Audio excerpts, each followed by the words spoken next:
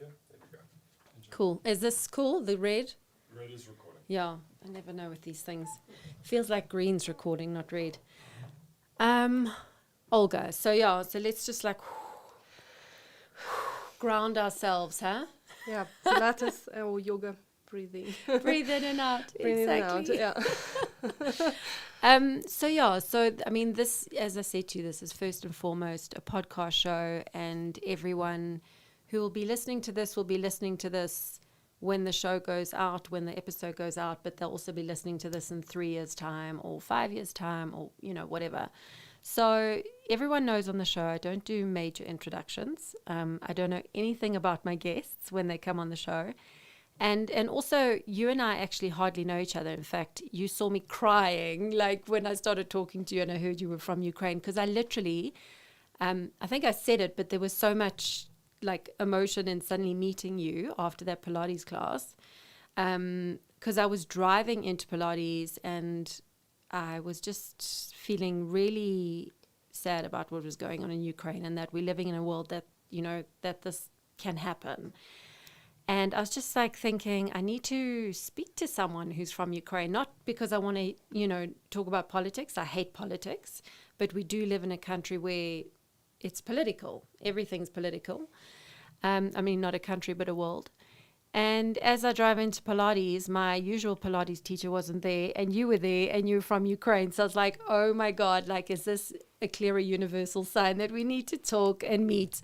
And obviously we both, we're both into health and body and just everything that goes with that, So I think we'll stay in contact, I can imagine. I'm sure we will, yeah. So let's just go in and tell our listeners, like, who's Olga Williams? Tell me who's Olga Williams. I don't even know.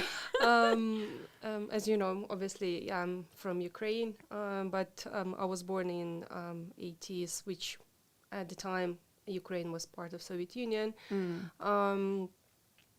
There's little I remember since I was small, but I had pretty much good childhood. I remember good things, and going through 90s was a bit of a rough patch for the country after Soviet Union collapsed, and as Ukraine finding its way in the world as an independent state. I was growing through that time. It's formed me who I am probably Totally now. And so I finished my school in 1997. I wasn't sure what to do with myself. I was learning English, and I went to teachers college and was studying languages. So technically I was supposed to be a teacher of English. Then I gone into university, and there was an option or opportunity to go to UK for training or teachers. It was kind of summer school at the time, and me and my friend, we jumped up straight away, and we signed up for that. Our parents were a bit reluctant to let us go, because we were still young and we were very excited, but we just wanted to explore more and find ourselves and see what out there. Even though I was working already in school for a year, I just didn't see myself being a teacher, and even though I like kids, etc., but I just felt it wasn't my passion. Yeah. So off we went to UK, my friend and I.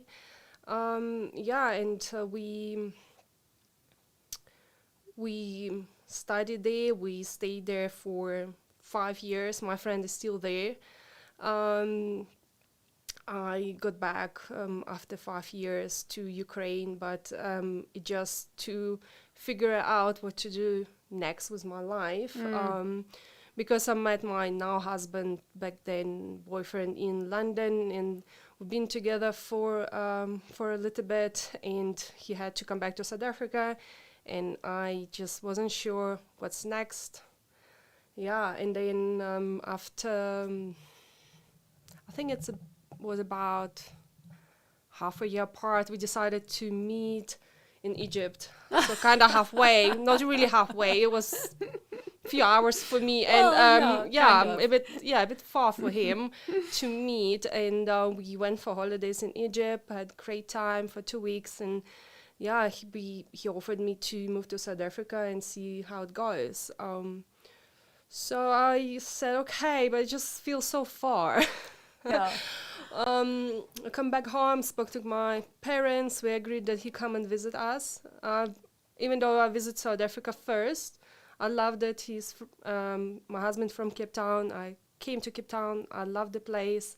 I said, okay, I think I'm ready to move. But you know what? You need to speak to my parents because they will not just let me go to South Africa, which is so far, Yeah. to live with someone they don't know. And so I think it was August 2006.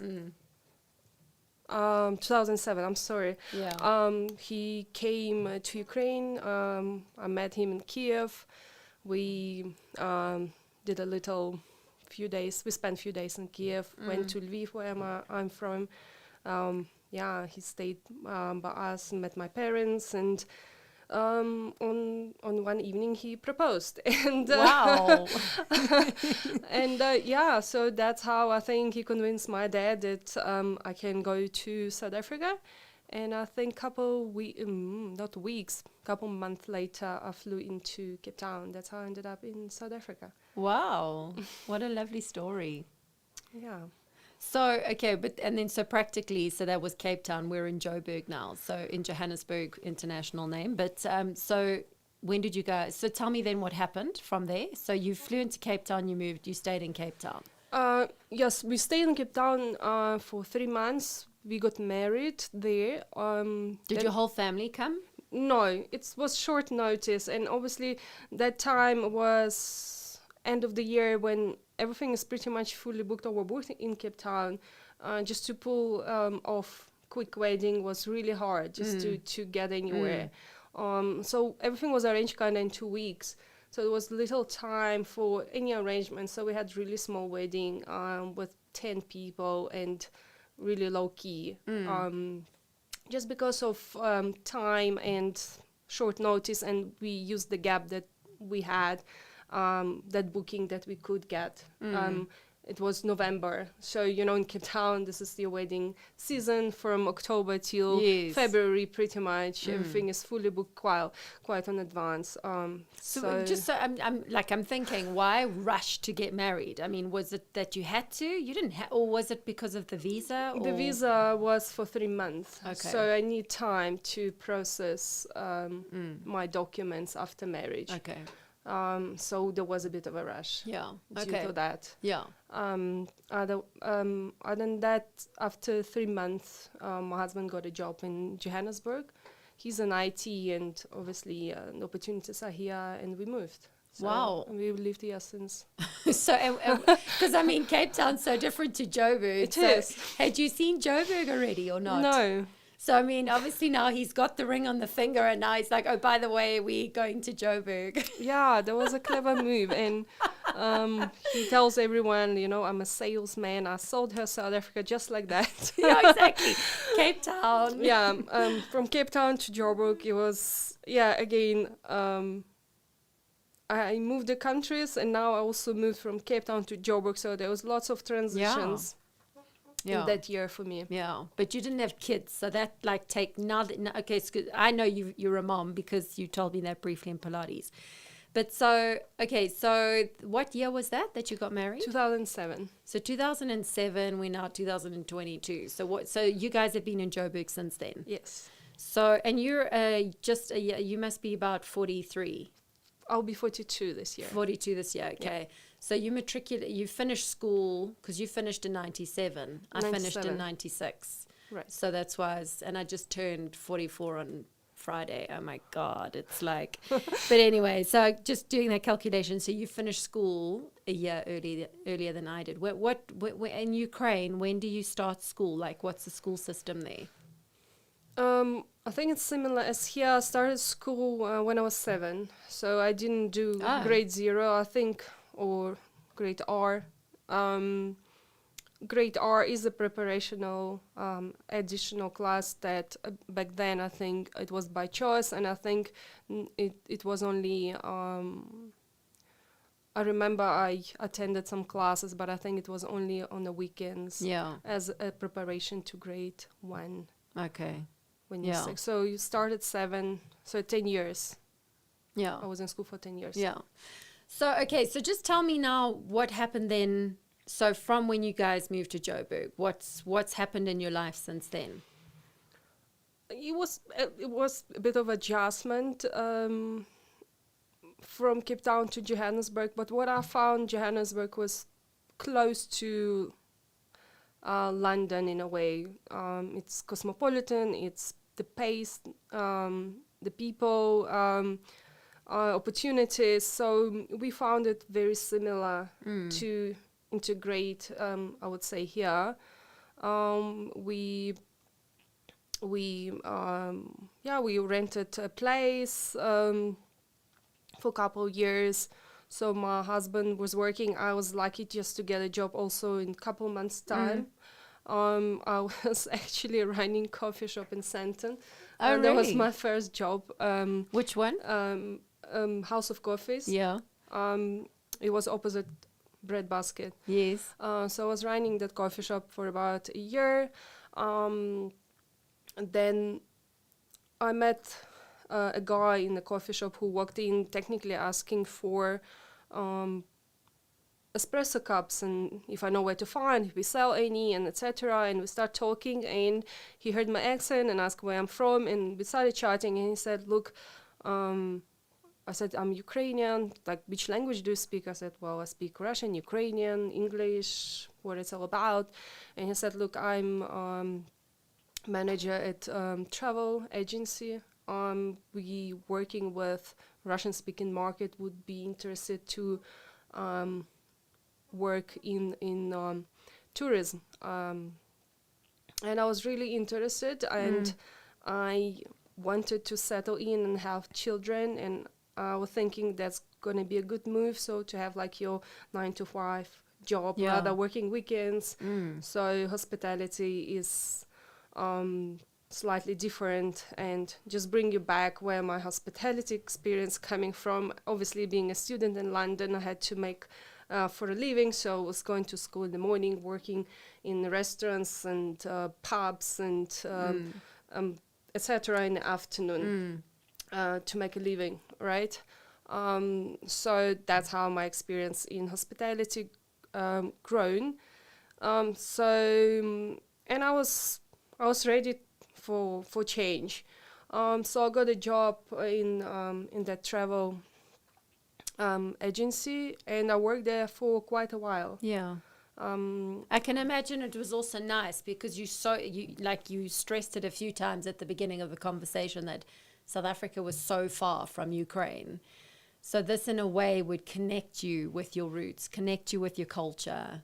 Obviously, he said Russian, which is not Ukraine, but it still connects you with something that feels close to home in a way. Yeah, exactly. We work with people from Russia, so we had Ukrainian market, we had Russian market. As the company grew, we extended into states, etc. So we had representations in Moscow and in Kiev. So it was going well. It was doing well, and up until 2018, I think I grown to the point where was no further growth for me there. Even though, as you're saying, I was doing something that I enjoyed, and I traveled a lot for business. I've seen so many African countries. I had great experience. As I was always saying to my husband, I traveled more African countries than European, and absolutely love Africa. I really enjoy the culture, people, nature. I learned so much living here. So I was really passionate about what I was doing, but there was a lot of things happening behind the scenes in the company, politics and other issues, and it just felt it was right time for me to move on. So as I keep in touch with some expats here. We have small Ukrainian community. I also have friends from Moldova. I know really few Russians, and so one of my friend's friend works in the same field in tourism. So she worked for TourVest, and we had a chat, and she said, "Look, why don't you apply in TourVest? They're always looking for people, got great experience, etc." So I said, "Okay, sounds like a plan." So I applied and I got a job in TourVest, and I was there for 2 years, work with different markets. And what was the difference between that job and your previous job? TourVest was a big company compared to the small company I worked. Different exposure and also different experience. I worked in group department, so I was developing groups and group series. So slightly different dynamic. You mean as opposed to in the previous company, you were doing more one-on-one? More niche, and I had just few specific accounts. So it was different experience. Maybe your Eastern European, I would say Russian Ukrainians, they have specific requirements and needs for their travel. Obviously, groups and Nordic and UK have different needs and experience, and then after that I was moved to Italian department, and that was for a year that we were running Italian groups coming into South Africa. And when COVID hit, I think oh no, what happened to tourism industry, how it crumbled. Obviously our Asian division was the first to experience what happened, and all the cancellations start flowing, etc. And then Italy was the first European country being hit by COVID, and that's when all our business started falling apart and crumble, and we had to deal with cancellation, etc. Especially for groups. So that was COVID time, 2020, right? Well, yeah, 2019, 20, 21. So that's also, so basically the difference is also between the two companies is you were also, the first company you were dealing mostly with Ukrainian Russians, and now you were dealing more international. That's right. Yeah, exactly. So that in itself is also a big change, right? Because you're dealing with different cultures. What was I'm just curious, like what were the different demands that were needed, when you were working with the Ukrainian Russian groups as opposed to then like the Italian British groups? Like what were the different, because was it all holiday travel? Was it also business? I had holiday and business travel. Yeah. So I had few accounts which was purely business travel. And then obviously we had a lot of high-end leisure travel. So what was the difference? What did you notice culturally? I would say upmarket, Russian Ukrainians, there are high demands. And as I said, in Americans, there are high demands. And you really need to cater and understand where they're coming from to deliver and give them what they're looking for. It's not an easy market to work with. As in, like, they wanted everything 5-star luxury. 100%, yes.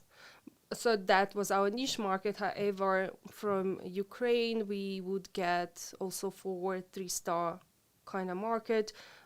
People looking for travel, but they don't want to spend lots of money, and they would be happy to travel in groups and etc. Russian market was a bit more upmarket, and I would say British and Norwegian groups probably was a bit easier to deal with, because it's again, it's different market. they don't expect any luxury. They know what the cost of the tour is. They know that it's a group tour. They know what it's there.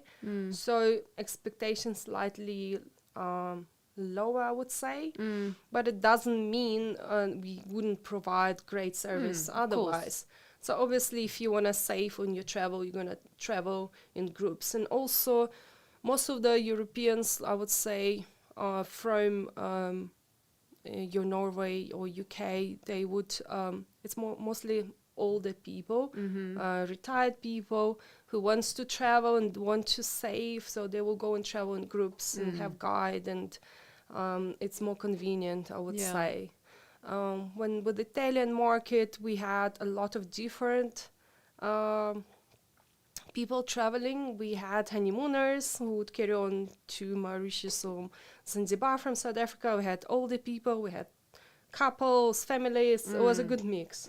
I loved working with Italians. I can see, because the minute you mention Italian, you got a smile on your face. Yes, and I love Italy. I love Italian people, Italian food. As I always say, if I wouldn't be born Ukrainian, I probably would have to be Italian. Absolutely love Italy. So working with other people and also more emotional, excited people as we are, I would say. So it was good time working working with Italians. Yeah. Even though I don't speak Italian, it's no matter. As I said, it was good year that I worked with Italians. And obviously with what happened, big company that we had, Turvest now is a very small company. Lots of people got retrenched and laid off. So with COVID, With COVID, got retrenched. I think it was June. I first was on layoff, and then when we saw things aren't changing and it's getting worse, and we in lockdown, so lots of people got retrenched, especially in a group department. Yeah, and I was one of them, and even though it was devastating because I wasn't touring for so long, and I kind of stuck. I was like, so what next now? What's next? And lots of people were doing all kind of things and picking up and studying again online and so on, and I was assessing my skills and assessing what is it that I can do next to make a living. And I always was passionate about Pilates. I know Viv, who's my mentor for quite a while. And Viv, just to fill everyone in, Viv is my Pilates teacher who wasn't there the day I asked the universe to meet a Ukrainian woman, and suddenly you were there. So, so Viv, you say, has been your mentor. Yes, so I know her for about 10 years. That's when I started my Pilates. So when I had my child, I really had issues with my back, and besides that I have scoliosis and lordosis. Pregnancy didn't do any good, and I had to do physio, and after all my back scan, etc., my back was in a bad state. I turned to Pilates as a way to cope with pain and to help me to get fit and basically manage my condition. And I loved it, and I was practicing it now more than 10 years. With my second pregnancy, I've done my prenatal with Viv. She was doing prenatal classes back then in Virgin Active, and after I gave birth, I was carry on, and I never really had to have any surgeries or really medical intervention as such, just by practicing Pilates.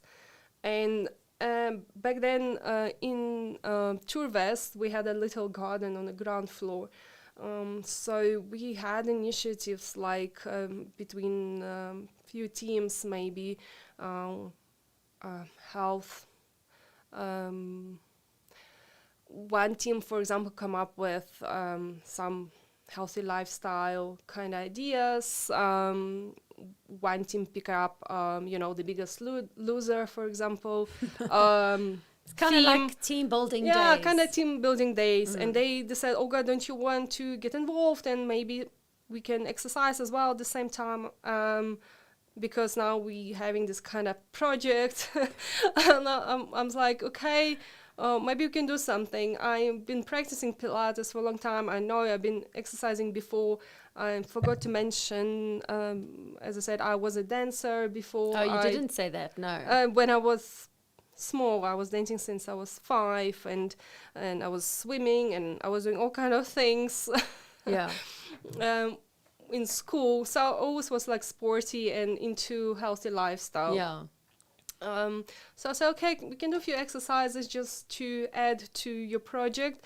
And there's few ladies just jumped up with their and came with their yoga mats to the garden, and we were doing some breathing exercises, some yoga stretches, and some Pilates core exercises, and it's worked very well. Yeah. We just could take a break for 20 minutes, our lunch break, go down, work out, and everybody was so happy. And I think stress takes so much out of us, and even having this 20 minutes break to exercise and breathe, etc., would mean a lot to us. It's really worked so well. Yeah. So one of my friends said, Olga, but why don't you become instructor? It's so natural for you. And we would just laugh. I was like, look, maybe I would do it if I have time, but with work and this and kids, I'm just so busy to do anything. So in a way, what happened, and COVID lockdown and retrenchment brought me to that stage when I had time to do what I was passionate about. And I said, okay, maybe that's the time. And I took online course and started studying, done that. And I was able to do my practical hours only when gyms reopened, which was in October.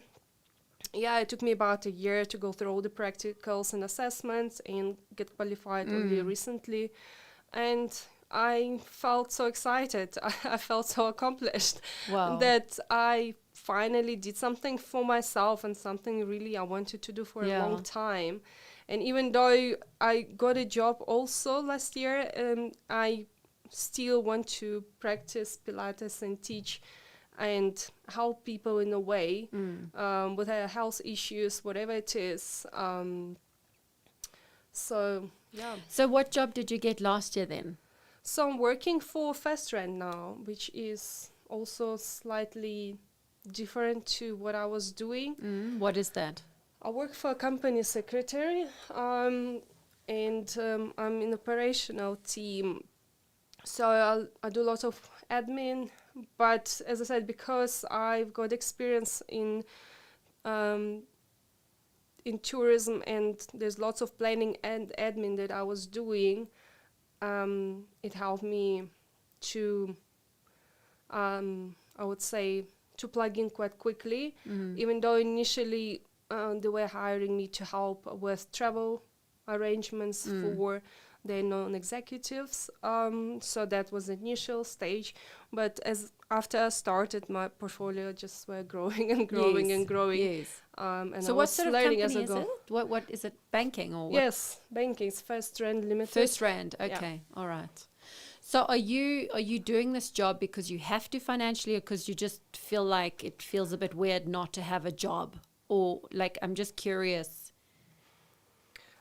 The opportunity came alone, and for financial reasons, I had to take a job. Yeah. It felt also really weird to be without a job almost for a year. I needed to do something. And so, and your Pilates now, do you want to switch into doing that full time? I probably not gonna switch at the time. Right now, I'm not ready to switch and do it full time. Pilates itself. At the moment, I'm contracting with Virgin Active and doing some hours there.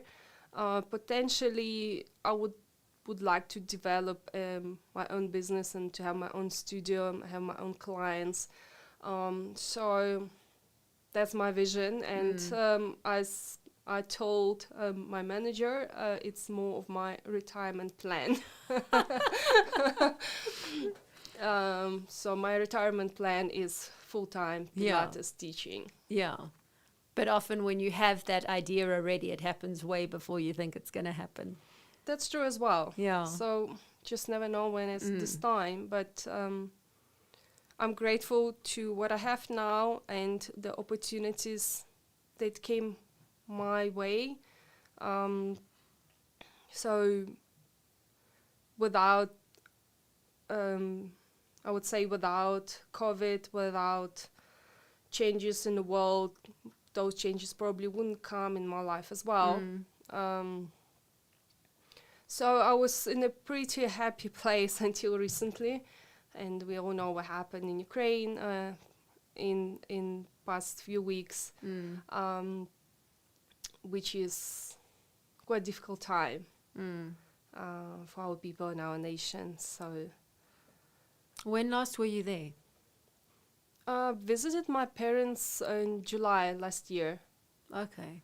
That's kind of recent, thankfully. It's huh? recent, Thankfully.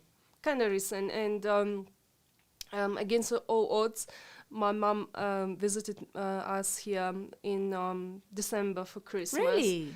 Yeah, so basically when they were cancelling all the flights again because of Omicron variant, so she kind of flew on the last Turkish Airlines flight in and stuck here just over a month because we were not sure when, the flight's gonna resume, etc. I said, well, don't you worry, we'll send you back, because my dad wasn't feeling well and she was stressing about him, like that she left him for such a long time. Yeah. So my dad has heart condition, therefore he couldn't travel. So she flew back in beginning of January, and both of them got sick with COVID the same week she come back. Oh, wow. So I think my dad got it and passed it on to her, and my dad ended up being in a hospital for 2 weeks. So beginning of January was quite rough for them, and as we thought they get out of troubles and we were looking at getting further treatment for my dad for his heart condition, etc., what happened was just devastating. Wow. So tell me about growing up. Like, I have no idea. I mean, I've actually, one of my really, our close friend, my husband and I, my daughter, my son, our closest friends are from Kazakhstan, and they were our neighbors when we were living in Holland. So I think that's also why this, because you're talking about it now, I mean, that's also why I think this also had such a huge emotional impact, because I felt, although obviously Kazakhstan is not Ukraine, but it's in that area, it's, you all speak Russian, it's just it's part of that area, right? Yeah, so for me, Soviet Union. Yes, exactly. Country, yeah. So I felt, I just knew someone really well, like they really good friends of mine, So I think that's why it also really had a huge impact on me, because there was such a personal connection for me in a way. But yeah, I mean, tell me about your life growing up. Like, what was life like for you? Like, tell me about your house and where you lived. And so you said, where did you grow up, in Kiev or? No, we are from Lviv. Lviv, Yeah, okay. my family has apartment in old Austrian house building, 3-story building, which been standing for over 200 years. So we grew up there in that apartment. So me, my mom, dad, and my brother. Our grandmother passed away. My grandmother actually was Russian, and after Second World War, she took part in. After leaving Germany and Poland, she settled in Lviv. Lviv was. But she was born in Russia. Your Yes. grandmother, yeah. Yeah. So my dad's mom. After Second World War, she settled in Lviv.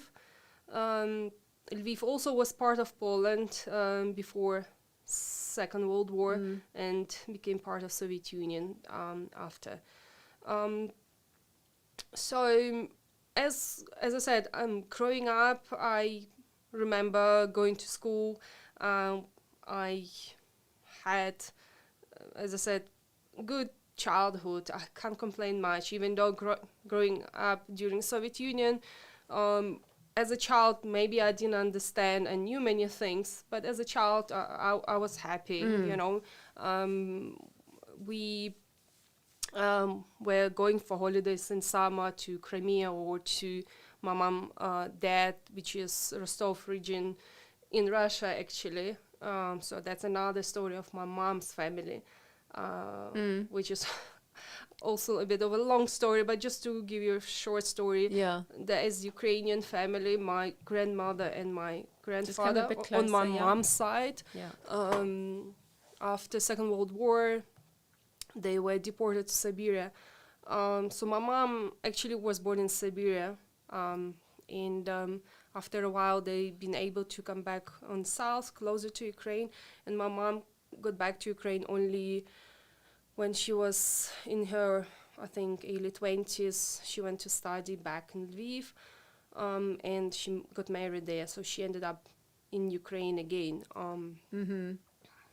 But your mom was born in Siberia, which is Russia. So your grandmother on your dad's side, your mom are Russian, who were living and born in Ukraine, and my Ukrainian family actually, who are Ukrainians, were living a long time in Siberia or in Russia, and my mom was born there. So that's dynamics we had in Soviet Union. But tell me something. So I can imagine that those dynamics are quite common all over this, like, not, you know, all over that area, you know, Poland, Ukraine, Russia. Definitely. Right? It is common. It's really... It's like a big mushmash of... It's really mixed. There's so much mix of cultures and history. So it's... I never done my family tree. That's how far I know my heritage, basically. What is what's the language, like, say something to me, like, say a sentence in Russian and then in Ukraine, like, you say Ukrainian or Ukraine? Okay. I need to say something that it sounds really different. I want to hear, like, so it's the same sentence, but one's Russian and one's Ukraine. Okay, let me think. Am I putting you on the spot? Sorry. I love to like get into the bones of things, you know. It's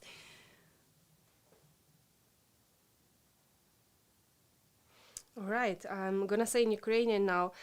Доброго дня. Сьогодні вівторок і зараз 10 година.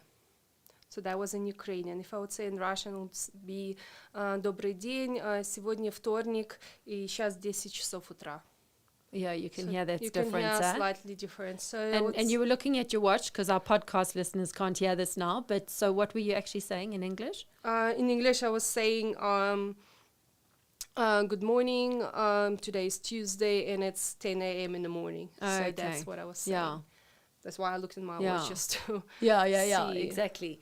So, I mean, it's the same like for South Africans, right? In terms, I mean, I grew up in apartheid, but I mean, I wasn't aware, you know, so as you know, when you are a child, things are different. You're seeing it through, a child has the capacity to see life through just the most beautiful lens, even in the most, like, soul-destroying time, right? Exactly. What was it then like for your parents? How would you say they would describe that time? While you were growing up, they were adults. What was it like then for them? I didn't question them a lot, how it was for them. I think it was fairly okay. You know, they had a job, they had a house to live in, and as in Soviet Union, most of the family were like average out. Your income, your state of living, they were average out as during communist state. So there were good things and there were bad things, like free education and free Healthcare. etc. It was good thing, but there were downsides like access to music, like couldn't listen to Michael Jackson or Madonna.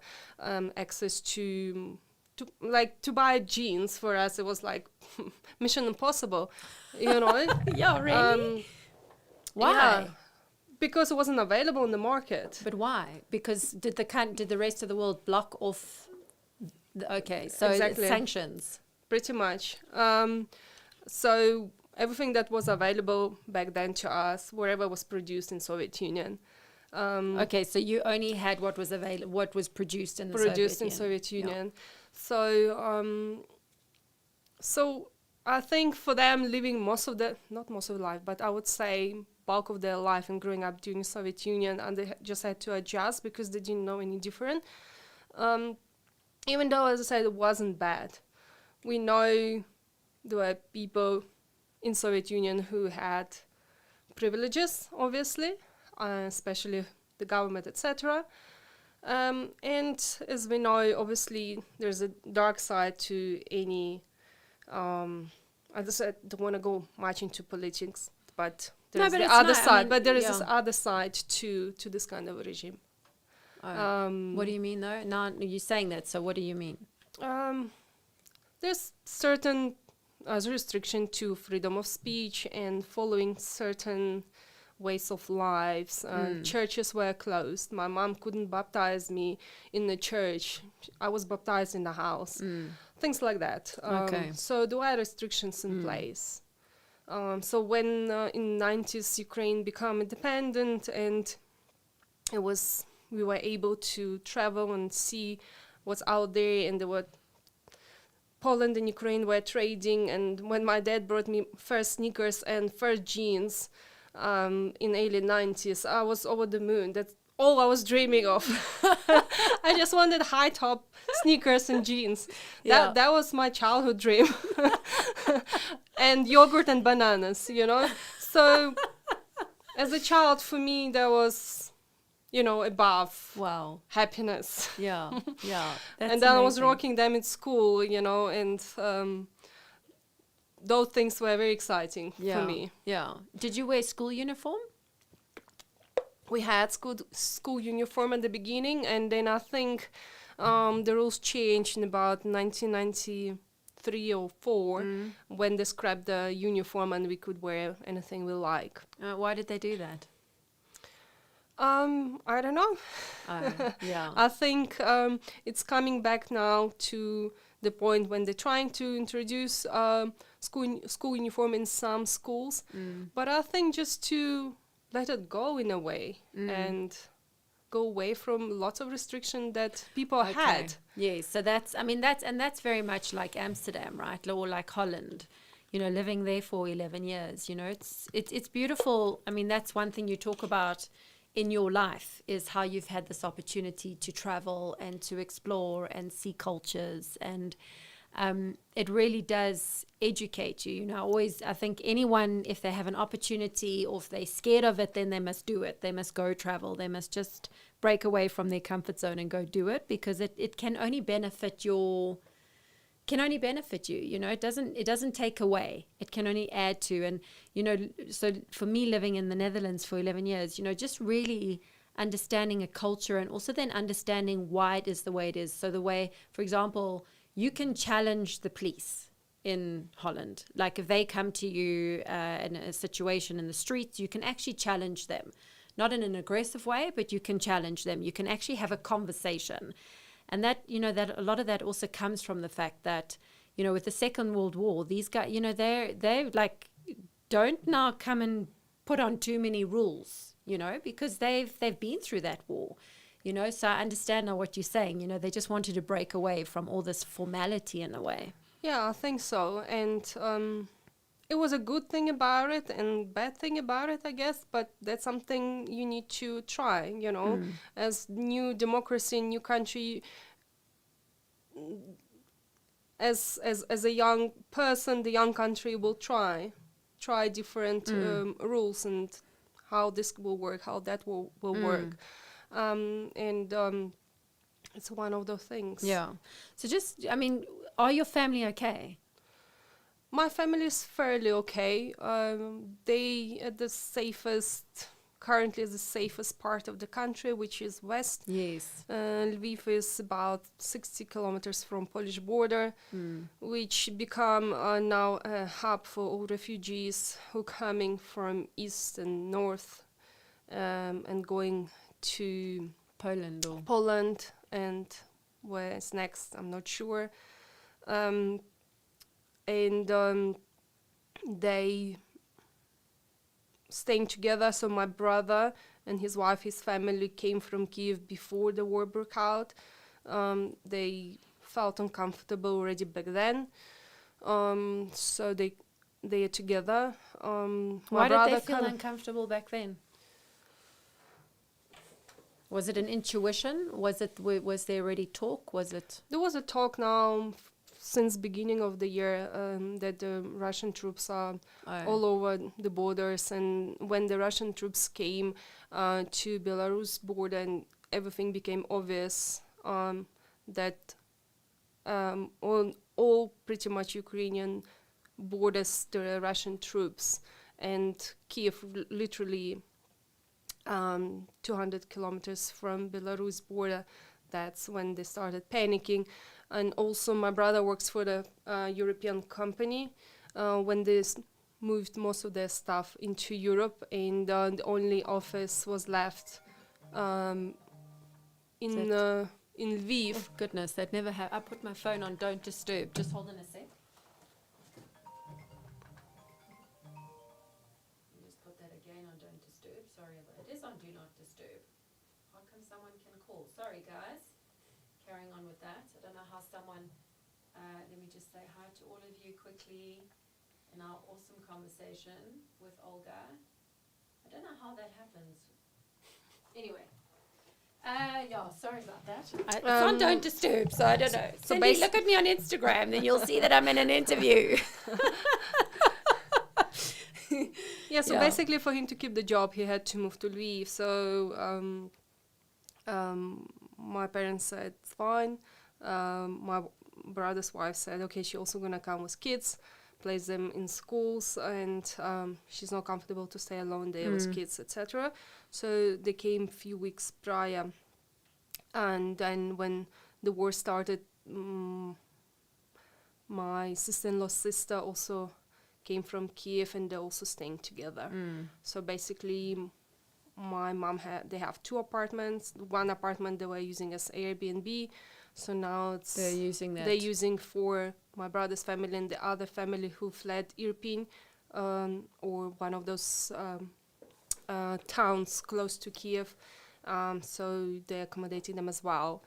So apparently that family they accommodated lost their house already, so they have nowhere to come back to.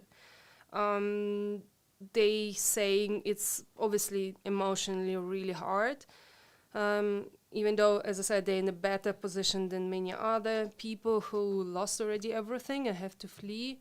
They still have food, they still have got house. They trying to make basement livable. They've got Wi-Fi there now, and they've got electricity and the couch and at your heater. family's house, huh? Or Yes, at the basement. Yes. And the heater, because I think not last night, the night before was the longest time they had to stay in the basement. They stayed there for 5 hours from 2 a.m. And it was -4 Wow. that night. So pretty much my mom said that was really difficult. And they just bought the heater the day before and they put it in the basement just in case. So at least they... Why did they have to stay last night for 5 hours? Because the warnings. So the siren Okay. goes, you have to go into a shelter, and you can. So they all now have the app for An app to tell you when it's safe to leave, Okay. when you have to go, and when it's safe to leave. So Yeah. actually, it's an app now for it. Yes. Imagine. Yes, I know. And how quickly was that? Who made the app? Do you know? No, I'm not sure who made the app, but That's phenomenal, right? there's an app for it. So tell me how, and I'm surprised that you even there's even internet still. Well, there is. Obviously, the cities then been hit hard and pretty much in ruins now. Like Kharkiv and Mariupol, they have no electricity, any connection, water, gas, etc. But as I said, western part of the country is still pretty much safe. Yes. And the only bad situation that the worst situation they had so far was again on Sunday when they bombed the military base outside the city, which was really close to Polish border as well. So it's a bit of concern now for NATO at the same time. Why are your parents not going to Poland? Like, have you told them? I told them. So I mean, it's 60 kilometers away, you said. It is. So I offered my mom and dad to come over here for a couple of months. I said, go to Poland, to Warsaw, the South African embassy, come over here for a couple of months, just to take you away from this situation. My dad doesn't want to leave because my brother cannot leave, and my brother doesn't have any military training. However, my dad was serving in Soviet Union and have actually served in Syria back then during Soviet Union. So he got a little bit of experience, even though he's older. My dad is 67, and with a heart condition, he's very reluctant to leave. He said, I'm not going to leave my son here alone. But I mean, my mom said she's not going to leave my dad alone, and here goes the dead end for now. Even my husband talked to them, but for now they reluctant to leave. They said they're going to stay together. My dad said, I lived here all my life, and if he has to face whatever he has to face, he'll face it. Yeah. He will defend his ground in his home, and he said he's not leaving. And I can't blame him, especially for older people. It's really hard to go somewhere and start somewhere from the scratch. And when you lived all your life in your home and being a refugee now, it's not an option for some people. They don't want to be refugees. But it's not even about I don't want. I mean, I can imagine. I mean, I'll just give you a stupid example, like completely stupid. But I mean, I'm not old. Although I was complaining about my age, I mentioned my age earlier, but I mean, they were rebuilding in our house last week, and I just noticed it was actually with children, it was actually just too much for me to cope with. It was actually mentally too much, and I was thinking, could I ever buy a house again where you're having to rebuild? This is like a pathetic, stupid example. What I'm trying to say is that you get to a point in your life where you actually cannot handle another change. You actually psychologically cannot go through another change. And I can imagine that's because I did, obviously, you do see that on the news where the older people, they're not wanting to go because I don't think that they psychologically can leave. I think so. It's psychologically, it's hard to leave. And I think older people, they feel like especially whoever lived through Second World War and still alive, and lived through Soviet Union and lived through many things, they think, what, we'll stick around and we'll live through this war as well, no matter what. Sure, that must be hard for you, hey? Like you here and they there. And I mean, you see this, is what you see on the news true? Like, because you're hearing firsthand. It is true what is on the news, but again, depending what you're reading, which news you're following, your main channels now, which is available on DSTV, your CNN, your BBC, your Sky News, they're pretty much accurate. All of them broadcasting now from my city, Lviv, because it's one of the safest one. Few remain in Kiev and in south and east, so it is pretty much accurate. On what's going on in Ukraine. So I know we also fighting the other war, which is information war. So one need to assess very carefully what is it that you're reading or watching.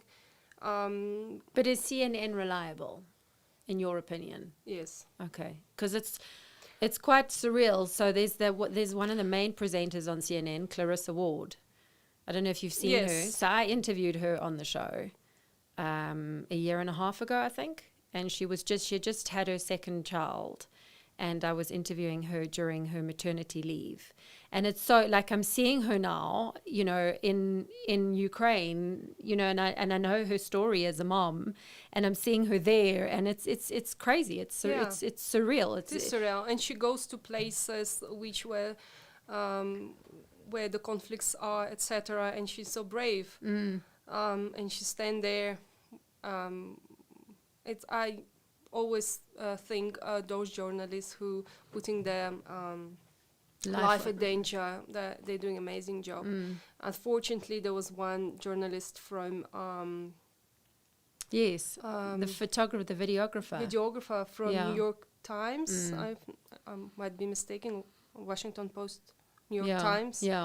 Been shot close to Kiev, which is very sad. That it just shows you how dangerous their job is as well. So, I mean, it's hard not to talk about this because I asked the universe to, you know, I needed to talk with someone, and all my interviews are what they call evergreen. You know, you can come and listen to the interview in 5 years' time or 1 year time, and the interview's still current, if you know what I mean. But it's, you know, when you're having a conversation, you know, so you know when something's happening in your life, and then you got to go to an event. And at that event, it's not a safe place to talk about what's happening in your life. You know, maybe it's something personal, traumatic, whatever the case is. And you find, like, because this is so happening in your life, and you're at this event, and it almost feels like you're in an out-of-body experience, because what's really happening in your life is really happening in your mind and your heart and your soul, but you're at this event and you can't talk about it. So you can almost go into this feeling of having a panic attack, or you can go into this feeling of where you're, as my father-in-law once said to me, you actually, your mind is running faster than reality, you know, so that it's a feeling of being in an anxious space in your mind. So like that, for me, I just feel this is part of your life. Universally, I wanted to meet someone, you know, who I could just talk also for me. But you know, it's I don't like to get into politics, but sometimes it's just like this is not politics. This is your life. You know, it's your family's there. Absolutely. I look into what it is as this is part of my life right now, and not politics. And when people are trying to speak about what's going on in Ukraine from their own perspective, and being political and etc., I sometimes don't want to carry on talking about it, because I don't have first-hand experience, but my family is there. I know exactly what's going on, and as you said, it's sometimes out-of-body experience. My heart is there, but my body is here. My heart is sore for so many things that I see there, and for my country, for all the people who have to go through it. It's really, really hard. And I was always, in the past few weeks, as I was trying to explain what's going on and to relate somehow to South Africans, is I was saying, you're South African, you know what freedom means, you know what democracy means, you know what struggle means. And in so many ways we can relate, because that's what we are fighting for now. And we can't give up that fight, because we are a proud nation. We decided who we want to be, where we want to be. We are proud of who we are, and we will not give it to anyone. Yeah. Beautiful.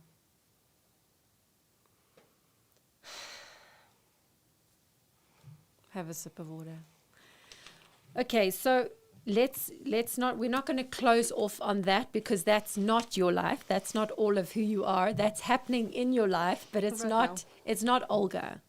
So what I just wanted to go back on is when you were a child, because you said, oh yeah, I think I said it earlier, and I said no, you hadn't. Talk to me about the dancing, because now you are where you are, where you're becoming this Pilates instructor, and you're wanting to empower people, and you talk about the importance of that breaking away, that 20-minute, and how that changes your life.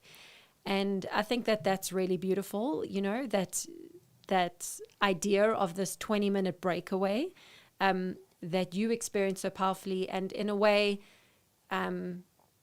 it found you, like you weren't going out looking for it, but it came to you. And often Indeed. that's what's so beautiful, right? Is when we're traveling this path in life, and suddenly whatever the it is, it comes to us, and we realize, of course, it's like it was clear all along that I was supposed to do this, So talk to me about, just quickly, your dancing growing up, and what that looked like as a child, and then let's link that to today, where you are now, and you call your retirement plan, but I think it's going to happen sooner. Yes, definitely. So I did enjoy dancing. So I was dancing since I was 5. Done a little bit of ballet, and then I've done folk dance, a little bit of a modern dance. So I've done all kind of dance, I would say, until I went to college. I just didn't have time and capacity to carry on. And at the time I realized, okay, I'm not going to be a professional dancer, so I need to focus on studies, etc. And then that's when I left.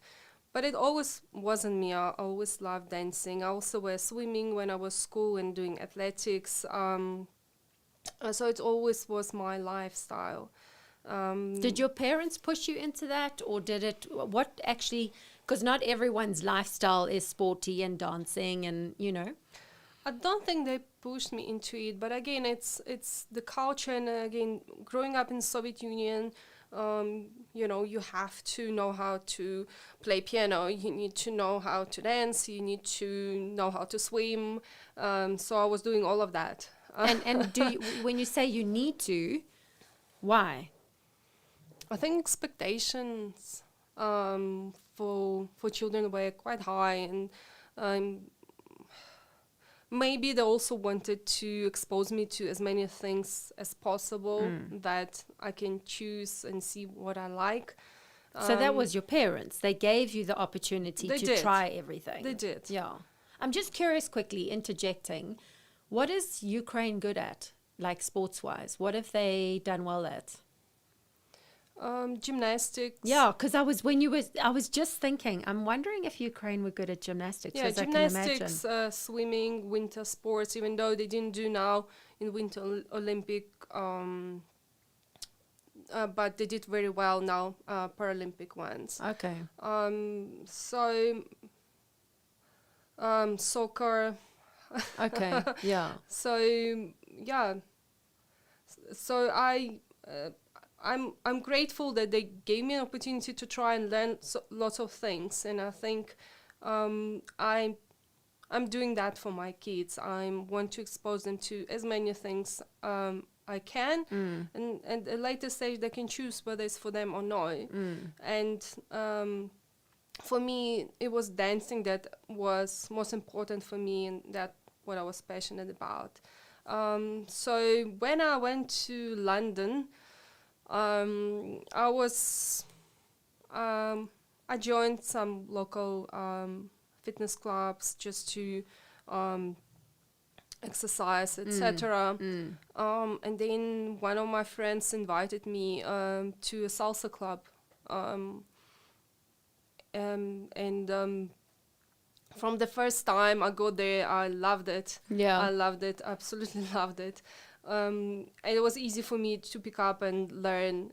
Just done few little lessons, etc. And then I was like a regular in that salsa club.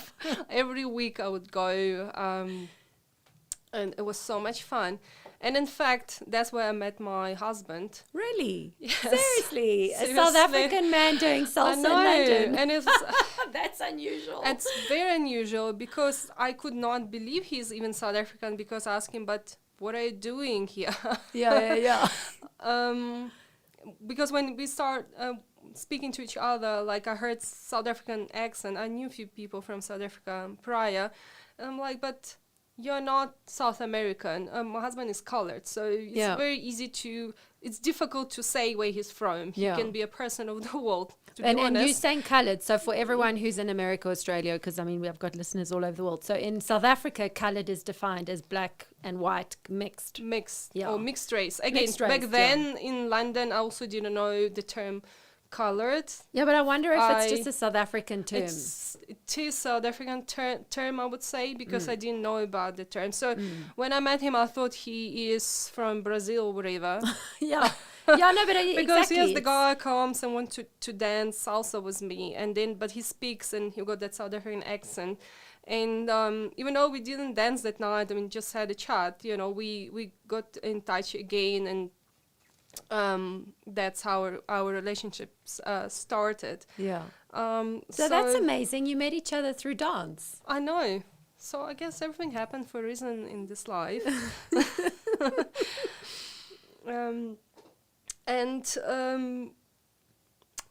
Knowing the history of Pilates and how I came about Pilates and found it very comfortable, and it was great transition also and it's great transition and great practice for all dancers, because Pilates himself, when he found the studio in New York, he had his, I would say, first clients were ballerinas, etc., who would come for rehab, etc. And lots of dancers would find Pilates as additional form of exercise or stretches or rehabilitation very beneficial. Yeah. So I guess being a dancer helped me to enjoy Pilates And connect so much and connect with this. Yeah. As we know, there is bar Pilates available now, where you have this combination of ballet moves and Pilates. So there is connection. Definitely, there's connection between some dance practices and some Pilates practices. Yeah. There is somewhere, I would say, we can definitely find connection. Yeah. So, in moving towards closing, what do you mentioned? You said it quite casually, but you said, I guess there's always a reason for these things in life, and I think as all human beings, we all have, there's this constant little, like if you can picture a computer, right? There's this constant little thing in all of our heads that's busy sort of scanning to try and understand life, to try and understand what's the meaning of life. Like I think every single human being has that little app, let's call it, in its head that's running 24/7. What's the meaning of life? What's the purpose of life? Why am I here? What, in summing up your story, which is, it's so beautiful to see your life, and I mean, we haven't gone into like complete intrinsic depth, but we see your life, we can picture it, and that's why I didn't want to make talking about what's going on in Ukraine is that's not your life. It's a part of something happening in your life, but it's not who you are. What is that little computer, that little app that's ticking? What is its conversation that it's having with you? I think what it's having with me is, again, coming back to it, I feel there is the faith, and there is how can I say, there is a meaning to each and every person's life. And what it is for me, I would say, is to... Okay, let me rephrase it. Let me rephrase it. I think what's this app telling me, I'm in the right place in the right time. We need to look in opportunities and also take those opportunities and chances in life, because we don't know where they take them, but there's clear path for each and every person. So I think every person's life is determined in a way. You might deviate from this path, finding it, but there is a path for you, specifically for you. So you mean it's predetermined? I believe so. Yeah. I believe so. And I also believe if you have that little dream, whatever it is, in your childhood or when you're adult, you must hold on to it. And there is no dream which is too big or too small. And whether I had a small dream to have takis and, having... Don't say takis. No one knows what takis whatever are. takis. Only Trainers. South Africans. Now I'm being a bit Yeah. South African. Exactly. And jeans back then, and maybe pick a banana in Africa and eat it off the palm tree, become, reality for me in different stages of life, So you never know when it happened, but I think if you believe in it and you go and make it, if you plan it and make it a goal, it's definitely achievable, whatever you do. And that somehow will take you back to the path, even if you feel you're lost or deviated from this path. Eventually it will take you back to that route or path, which is your life, The predetermined. Predetermined, yeah. I love that. And every conversation that I have, there's always something, and it's different for everyone. Everyone reads a conversation differently, right? Depending on who they are, what their state of mind is.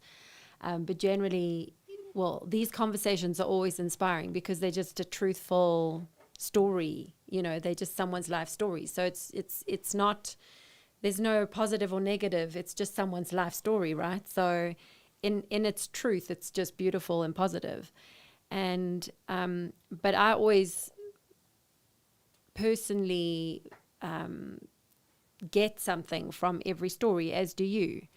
And I think it's really, for me, like it's that predetermined path that you're talking about that has come through actually through this conversation,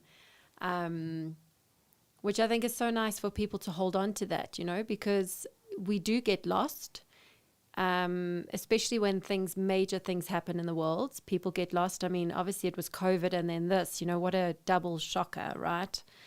But it's beautiful. It's such a beautiful, hopeful idea, and not only idea but belief to hold on to, because it just like gives you the sense of, okay, I can breathe, and then when you can, it's like how we started the interview. We're like, okay, let's just breathe. Yeah, sometimes all it takes is just to take a few deep, breath and move on, whatever it is. And as you're saying, come back to the path and never give up and keep on moving. Beautiful. Thanks, Olga. You're welcome. Thank you. Yeah, thanks for coming on the show. Thank you so much for having me. Pleasure.